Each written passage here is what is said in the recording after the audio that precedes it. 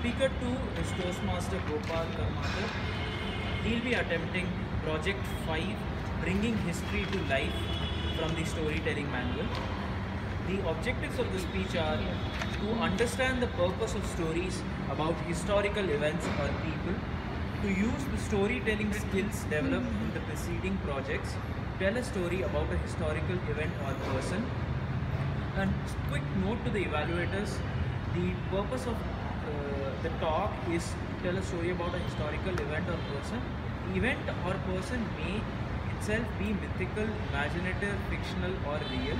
The story needs to have a plot and character and a development and should build up to a climax. And the time of please note, the time of this speech is 7 to 9 minutes. 5 to 7. 7 to 9. 7 to 9. No, but I made a mistake. Yeah. 7 to 9. 7 to 9. 7 to 9, right? Anyway, it's 7. Yeah. Toastmaster Gopal Karmakar is a member of BTM Toastmasters and he achieved a triple crown last year, and this year he is on another mission to achieve yet another triple crown. He has spearheaded marketing activities for Coronation 2017 in Bangalore. He is an engineer by choice, passionate about technology and public speaking, and a foodie by heart. The previous speaker showed us an example of endurance. This speaker has his take on endurance by saying, don't go by his size. Toastmaster Gopal Karmakar, control the dynamic. Control the dynamic, Toastmaster Gopal Karmakar.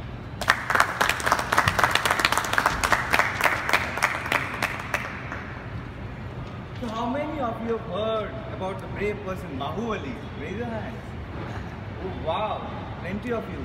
But today I am not going to talk about Bahubali. I am going to talk about another brave person who was born as a slave in America in 1818 and went on to become a world-renowned anti-slavery activist. He played a very key role in the 1860 Civil War against slavery, and he was regarded as one of the most important black leaders of the 19th century.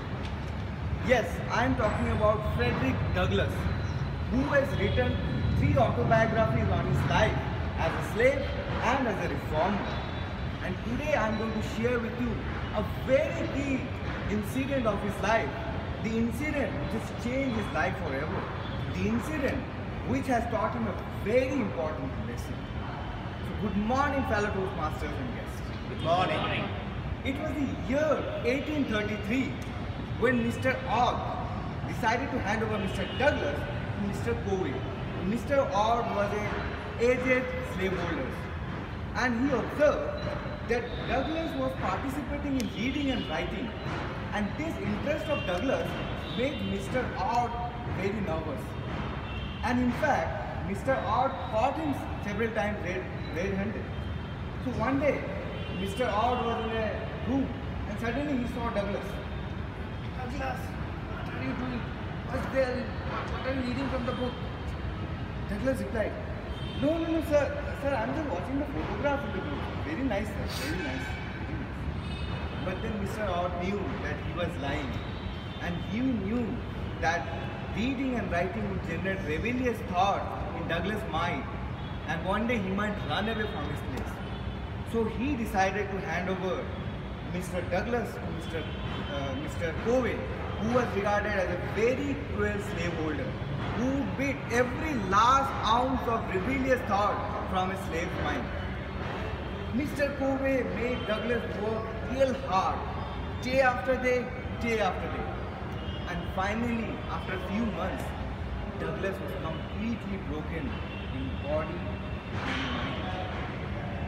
And one fine day, when Douglass was working in a farmhouse in the evening time, he fainted on the ground. Then Mr. Covey from that side started running. Hey, what happened, Douglass? Wake up, wake up. You have to clean the farmhouse. Wake up.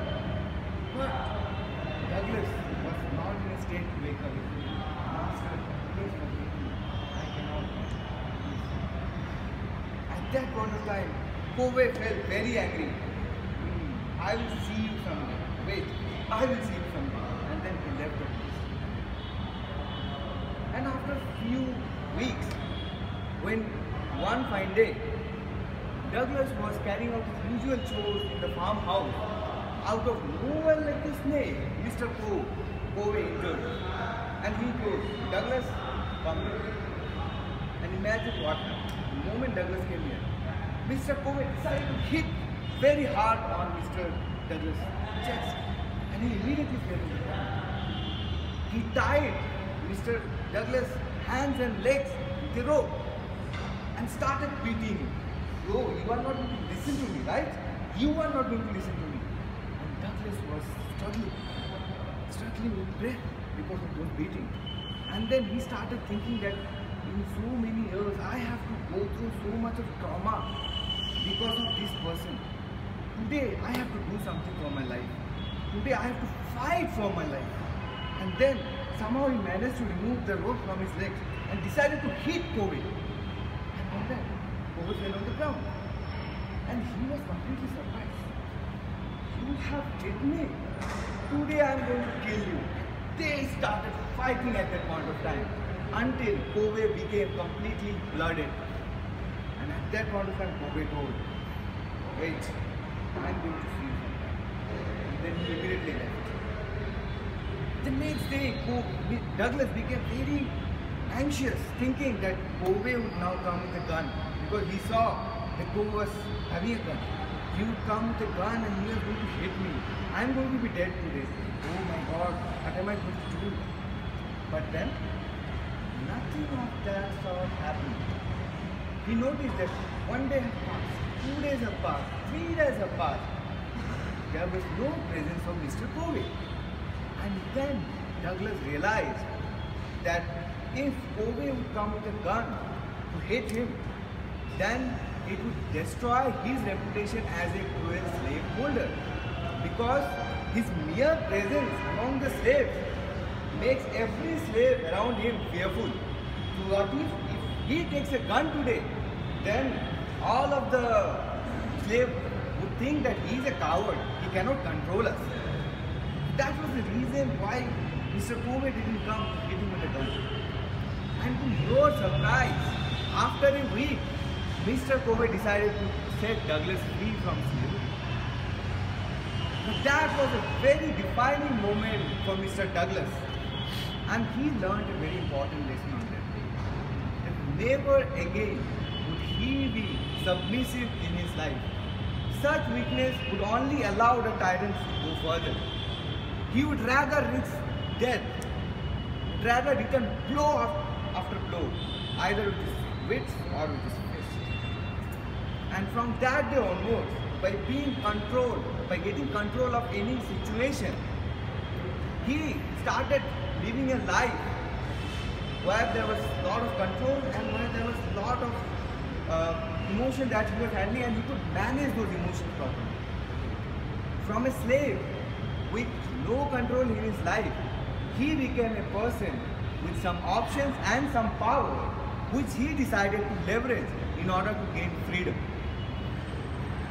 Now, Douglas' life teaches all of us a very important lesson. That many a times in our situations, when you want to control the dynamics, the one thing that we do and that we forget to do, in fact, is we lose the emotions. And the moment we start losing the emotions, the control of any situation goes away from our hand. So the one thing that you have to learn today is, if you want to control the dynamics of any situation, first of all you have to control yourself and your emotions first. And in any conflict, fear is the most debilitating emotions of all. If you become fearful, the other person has all the authority to control you and make you on a defensive mode. So my dear fellow Toastmasters and guests, remember that in future or from today onwards, if you want to control any situation, if you want to control the dynamics of any situation, first of all, be fearful and then control your emotions.